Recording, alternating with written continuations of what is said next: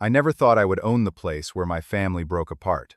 8 years of hearing my mother say there was no room for me at the beach house they rented every summer. 8 years of exclusion, while they enjoyed the Florida sun without me. Now, as I stand at the entrance of the beachfront resort I just purchased, I feel a strange mix of sadness and satisfaction. When my mother called asking for a bigger suite, I simply told her, "Just like your house, mine is out of room."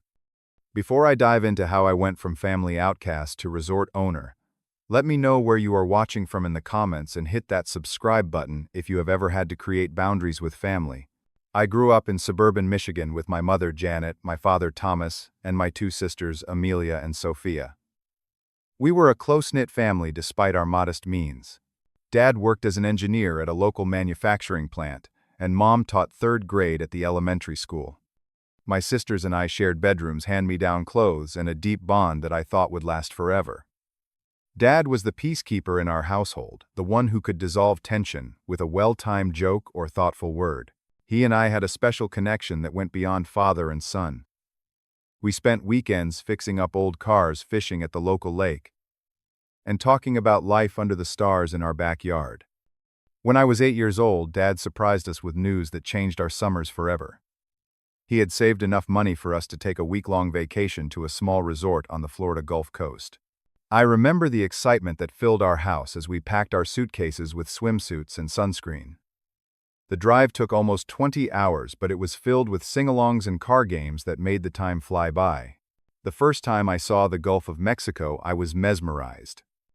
The white sand beach stretched for miles, and the water was a shade of blue I had never seen before. Our accommodations were modest, a small 2-bedroom cottage with a kitchenette, but the proximity to the beach made it feel like paradise. Every morning Dad would wake me before sunrise and we would walk along the shoreline collecting shells. We started a tradition of finding one perfect shell each year to take home and add to a special display case. During those days we established family traditions that became sacred. The annual sandcastle contest, where each family member had 1 hour to create their masterpiece. The seafood feast on our final night, where Dad would grill fresh fish caught earlier that day. The family photo at sunset with everyone wearing white. These simple rituals became the foundation of what held us together through difficult times back home. One evening, as we watched the sunset from the beach, Dad put his arm around me and made a promise. "This will always be our special family time, Cullen," he said. "No matter what happens in life, we will always have this place to come together." I believed him with all my heart. Little did I know that our family would face a devastating fracture just 11 years later. I was 19 and home from my freshman year of college when Dad suffered a massive heart attack while working in the garage. I found him collapsed on the floor, tools scattered around him. The ambulance came quickly, but it was too late. My father, the foundation of our family, was gone. The grief hit each of us differently. I withdrew into myself, spending hours in the garage among his tools, trying to feel connected to him. Mom threw herself into work, taking on extra classes and activities that kept her away from the house where memories of Dad lingered in every corner. My sisters, Amelia, who was 17, and Sophia, who was 15, clung to each other, creating their own support system that somehow excluded me. What shocked us all was how quickly Mom seemed to move on. Within a year of Dad's death, she introduced us to Walter, a colleague from school who had been supporting her through this difficult time. 3 months later, they were engaged. 6 months after that, Walter moved into our family home, bringing with him his adult children, Dylan and Heather, who were both in their early 20s. The tension between Walter and me was immediate and palpable. He took down several photos of Dad, claiming they were making Janet sad. He rearranged furniture that had remained in the same position since I was a child. He spoke about Dad in the past tense, as if his memory should be packed away, like seasonal decorations. Each change felt like a personal attack, an erasure of the man who had raised me. What hurt most was how quickly my sisters adapted. They welcomed Walter with open arms, grateful for the return of stability in our home. They bonded with Dylan and Heather over shopping trips and movie nights. When I tried to preserve some of Dad's traditions, like our Sunday morning pancake breakfasts, I was labeled as resistant to change and making everyone uncomfortable. For a few years, we maintained the beach vacation tradition, though it transformed with each passing summer. Walter took over the planning, booking larger accommodations to include his children. He changed the location several times before settling on a more upscale resort in the same area we had always visited. I tried to maintain some of our old traditions, but they were gradually replaced with new ones that held no memories of Dad. The final beach trip that included me happened when I was 27. By then, I was working for a small real estate company in Detroit, struggling to establish myself in the industry.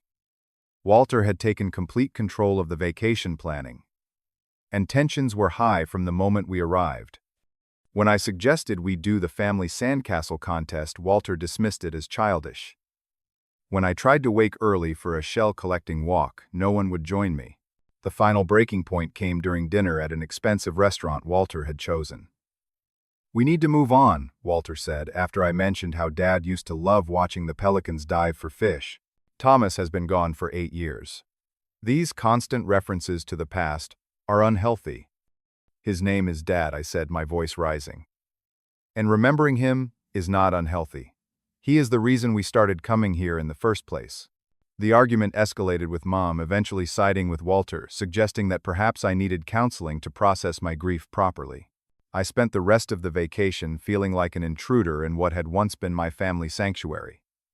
The following summer, I discovered through social media that a family beach vacation was planned without me. There were no calls, no invitations, just a casual post from my sister Amelia about packing for our annual family trip. When I called Mom to ask about it, she sounded surprised by my interest. "Oh, we had to get a smaller rental this year," she explained. "Budget constraints, you know. There just was not enough room for everyone." I accepted the explanation until I saw the photos posted throughout the week. Not only had the entire family gone, including Walter's children and their partners, but they had stayed at the same resort as the previous year.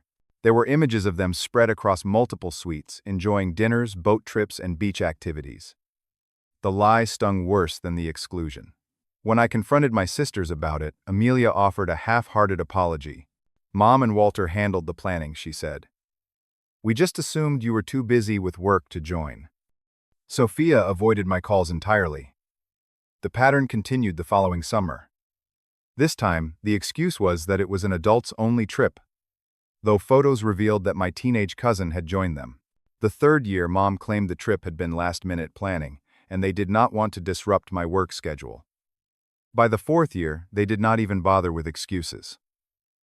During a particularly heated phone call with Mom, I directly asked why I was being excluded from family gatherings. "You are always so busy with your career, Cullen," she said, though my career was barely staying afloat at that point. "And honestly, you make things uncomfortable. You cannot seem to accept our family as it is now." When I pointed out that I had never been given the chance to accept anything, she accused me of being dramatic and having a selective memory. "We have invited you to plenty of things," she claimed, though she could not name a specific example when pressed. As my relationship with my family deteriorated, so did my professional life. The emotional stress made it difficult to focus on work. During the economic downturn, I was among the first to be let go from my position. With limited savings, I had to move from my comfortable apartment to a much smaller place in a less desirable area of the city. When Mom learned of my financial struggles, her response was not support but subtle criticism. "This is what happens when you focus too much on the past instead of planning for your future," she said during a rare visit to my new apartment. The comment revealed so much about how she viewed me, a perspective undoubtedly influenced by Walter. The lowest point came when my sister Amelia got engaged and planned a destination wedding at the Beachfront resort where we used to vacation. I learned about it through a mutual friend who assumed I already knew. When the invitation never arrived, I called Amelia directly. "We thought it might be too difficult for you financially to attend," she explained, though she knew I would have found a way. "And Walter thought having you there might create tension on Amelia's special day," my mother added when I called her next. It was clear then that I had become the family outcast, the one whose presence was seen as a disruption rather than a welcome addition. The realization was painful, but ultimately freeing. If I was no longer welcome in their version of family, I would need to create my own path forward. A turning point came when I found a new job at a different real estate firm. My boss Marcus took me under his wing, recognizing something in me that even I had forgotten was there. You have good instincts, Cullen, he told me after I helped close a difficult deal. But you are carrying something heavy. It is affecting your confidence. With Marcus's encouragement, I began seeing a therapist who helped me understand the family dynamics at play. I learned about emotional cutoffs, scapegoating, and how grief can permanently alter family systems. I began to see that my exclusion was not about me personally, but about what I represented, a living reminder of the father they were trying to forget. As my 5th and 6th years of exclusion passed, I focused on building a new life. I created a circle of friends who became my chosen family. We celebrated holidays together, supported each other through life changes, and created our own traditions. I found my professional footing and began to excel in my field. I made one final attempt at reconciliation, inviting my mother and sisters to a dinner at a nice restaurant to celebrate my promotion. Only Sophia showed up, and she spent most of the evening checking her phone, distracted and uncomfortable. When I asked directly if there was any path back to being included in family gatherings, her response was telling. "Mom and Walter set the schedule now," she said, "and they think it is easier this way." The real turning point in my career came unexpectedly. A major developer was looking for local partners on a mixed-use project in downtown Detroit. Marcus recommended me to lead our firm's involvement. The project was challenging with numerous obstacles and tight deadlines, but I threw myself into the work. Nights, weekends, early mornings, I dedicated every spare moment to ensuring success. How cated? When the project was completed on time and under budget, the firm rewarded me with a substantial bonus and offered me partnership track. More importantly, I had proven to myself that I could achieve success on my own terms. The skills I had developed caught the attention of a specialized investment group focused on hospitality properties, and they approached me about a collaboration. With my first significant bonus, I made smart investments under Marcus's guidance. I upgraded to a beautiful condo in an upscale neighborhood overlooking the river. I diversified my portfolio and began building real wealth for the first time in my life. As my financial situation improved, so did my personal life. I dated thoughtfully, formed genuine friendships, and continued my therapy journey. One particular breakthrough came when my therapist asked me, "What would winning your family's approval give you that you cannot give yourself?" The question stunned me. I had been operating under the assumption that if I became successful enough, my family would welcome me back. But the truth was, their approval had become a phantom goal. One that would likely never satisfy the real hunger for connection and belonging that I felt. This realization allowed me to approach my life with new freedom. I was no longer trying to prove something to people who had chosen to exclude me. I was building a life that reflected my own values and desires. 3 years after my career breakthrough, I was sent to Florida's Gulf Coast to evaluate a potential investment property. The moment I landed, memories of childhood vacations flooded back. The air had the same salty sweetness I remembered. The quality of light was exactly as it had been in my most treasured memories with Dad. The property I was there to evaluate turned out to be in the same area where we had vacationed, though much more upscale than the modest cottages we had rented. During a meeting with a local real estate agent, I mentioned my family history with the area. "You know, it is funny you should say that," the agent replied. "One of the most popular family resorts in the area is actually on the market. The owner is looking to retire and is conducting a quiet sale to find the right buyer." A chill ran down my spine as she mentioned the name Shoreline Haven Resort. It was the exact property where my family now vacationed each year without me. "I would like to see it," I said, trying to keep my voice neutral. The tour was surreal. I walked through the lobby where I had last argued with Walter. I saw the beach where Dad and I had collected shells. I passed the restaurant where my family had dinner without me for 8 consecutive summers. The owner, Mr. Lawrence, walked us through the property, explaining his vision when he had purchased it 20 years ago, and how he had expanded it from a small motor lodge to an upscale family resort. "What makes this place special is the repeat business," he explained. "We have families who have been coming here for generations. Some book the same weeks, year after year." Like the Hendersons, I asked, using my mother's married name. "You know them?" he asked, surprised. "We are acquainted," I replied carefully. I learned that my family had indeed booked their annual 2-week stay for the coming summer, reserving 3 connecting suites, as they had for the past several years. The information stirred a complex mix of emotions from anger to a strange sense of opportunity. When I returned home, I consulted with my investment partners, financial advisors, and even my therapist about the potential purchase. The property was sound from a business perspective with steady occupancy rates and good reviews. The location was prime for further development. The only complication was my personal history. Are you buying this as a business investment or as an emotional response? Marcus asked, when I presented the opportunity to our firm. Both, I admitted. But I can separate the two. After thorough due diligence, we made an offer. The negotiations were intense but productive. Mr. Lawrence seemed pleased that someone who appreciated the property's special character would be taking over. When I finally signed the papers 6 months later, I felt a strange sense of completion, as if a circle that had been broken was now joined again. I immediately initiated modest renovations, updating rooms, while preserving the character that made the resort special. I hired an experienced manager to handle day-to-day operations, while I maintained oversight of the business strategy. When I discovered my family's upcoming reservation in the system, I made the decision to be present during their stay rather than avoid the confrontation. In preparation, I booked every other room in the resort for that period, ensuring it would be at maximum capacity. It was not a petty move, but a protective one.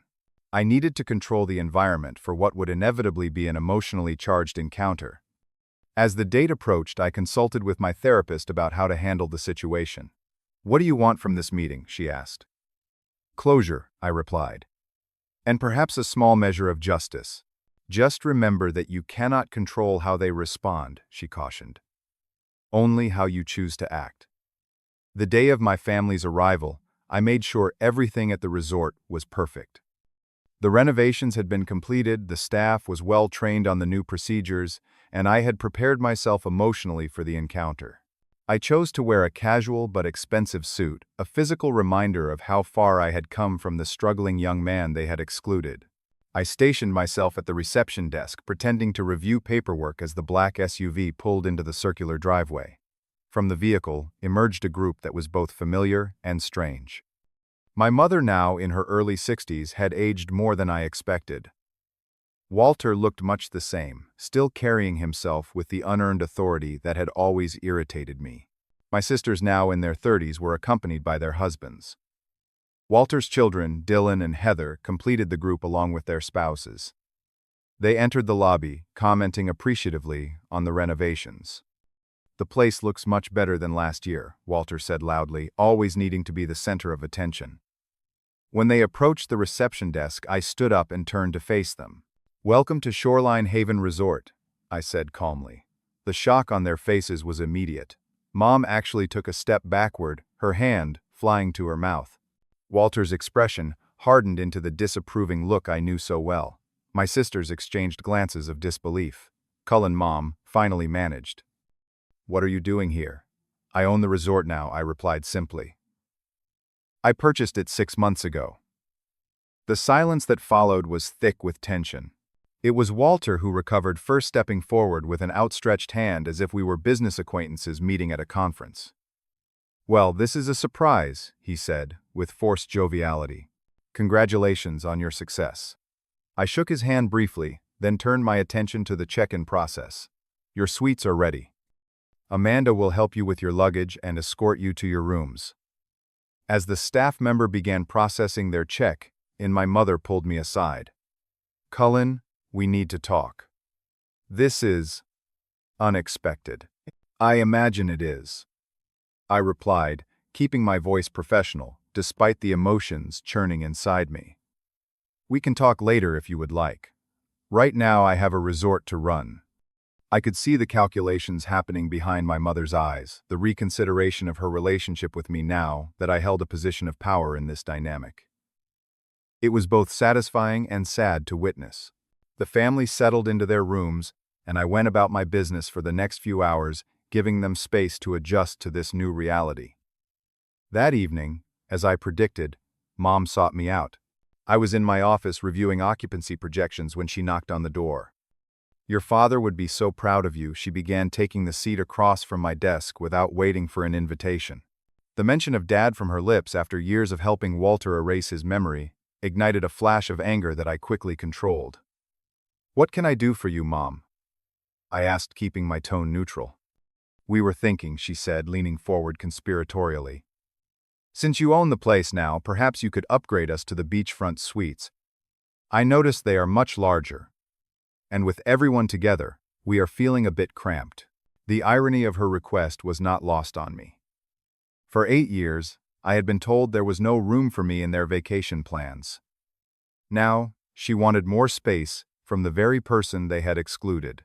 "I am sorry," I said, my voice steady. "Those suites are booked solid for the next 2 weeks. Just like your house, mine is out of room."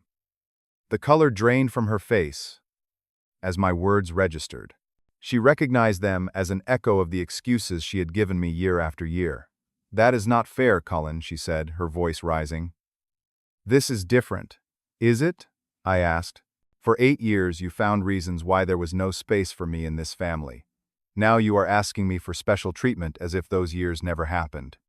"We had our reasons," she insisted. "Walter thought it would be best if—" "Walter thought," I interrupted. "That is the problem, is it not? Walter thought. And you decided, and no one considered how it would affect me to be cut out of my own family."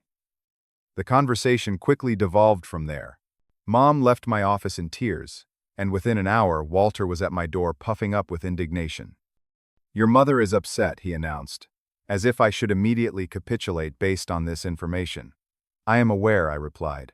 "I think you should reconsider your position," he continued, attempting to use the authoritative tone that had worked when I was younger. "We are paying customers, after all." "You are," I agreed. "And you will receive the exact accommodations you booked, no more and no less. If that is unsatisfactory, there are other resorts in the area." His face reddened. "You are doing this to punish us." "No, Walter," I said, standing up to signal the end of our conversation. "I am running a business. The suites are genuinely booked.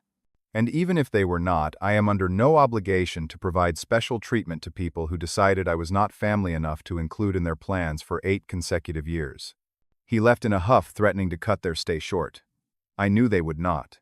The deposit was substantial and non-refundable. Later that evening, as I was walking along the beach collecting shells in a callback to the tradition Dad and I had shared, I was surprised to see Sophia approaching.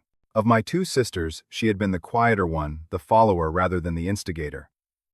"This is weird," she said, falling into step beside me. "Life takes unexpected turns," I replied. We walked in silence for a while before she spoke again. "I am sorry, Cullen, for going along with it all. I knew it was wrong." Her apology, the first genuine one I had received from any family member, caught me off guard. "Why did you?" I asked. "It was easier," she admitted. Mom and Walter were so insistent, and Amelia agreed with them. I felt outnumbered. And then as time went on, it just became the new normal. We talked for over an hour, really talked for the first time in nearly a decade. She explained how Walter had gradually positioned me as the problem, the one whose grief was excessive and disruptive. She shared how Mom had changed after Dad's death, becoming more concerned with appearances and stability than with emotional honesty. "Are you happy?" I asked her finally. "Not really," she admitted. "I just go through the motions most of the time. It does not have to be that way," I told her. The remainder of their stay was a study in family dynamics. Mom oscillated between attempts at reconciliation and wounded indignation. Walter maintained a cold distance. Amelia followed Mom's lead, as she always had. Dylan and Heather surprisingly made efforts to connect with me, perhaps seeing the situation more clearly as step-siblings, rather than direct participants. On their final day, I made a decision. I called a family meeting in one of the resort's conference rooms. Not everyone attended, Walter and Amelia choosing to pack instead, but Mom, Sophia, and Walter's children came. "I wanted to clarify something," I began. "I did not buy this resort to spite you, though I cannot deny there was a certain satisfaction in the coincidence. I bought it because it was a sound business decision, and because this place holds important memories for me. Memories of Dad that I refused to let go. I explained that they were welcome to book their annual vacation in the future if they chose to. But it will be as regular guests, not as family entitled to special treatment. And if you want me to be part of those gatherings, the invitation needs to come directly and honestly, not as an afterthought or obligation. The resort thrived under my ownership. I instituted several new programs, including a special week each summer dedicated to providing beach vacations for foster children who would otherwise never experience the joy of the ocean. I created a small memorial garden on the property with a plaque dedicated to Dad and his belief in the healing power of family togetherness. Sophia and I rebuilt our relationship gradually. She began visiting the resort during the off-season, sometimes with her husband, sometimes alone. Mom made occasional overtures, though always with the undercurrent of wanting to forget rather than address the years of exclusion. Walter remained. Walter unable to see past his own authority to recognize the damage he had done. As for me, I found peace in creating my own traditions. My friends visited regularly. I dated a wonderful woman named Jessica, who understood the complexity of family relationships from her own experiences. I collected one perfect shell each summer, continuing the tradition Dad had started, and kept them displayed in my beachfront office. The most unexpected outcome was the sense of homecoming I felt at the resort. What had once been a place of painful exclusion became a sanctuary of my own making. I had learned that sometimes you have to build your own home when others close their doors to you. But in that building, you create something stronger, more authentic, and ultimately more fulfilling than what was denied to you. Have you ever had to create boundaries with family members who hurt you? Let me know in the comments how you handled the situation. If this story resonated with you, please hit the like button and subscribe to hear more tales of family dynamics and personal growth. Share this video with someone who might need to hear that creating your own happiness is possible even after rejection. Thank you for listening to my story, and remember, sometimes the family we choose is more valuable than the family we are born into.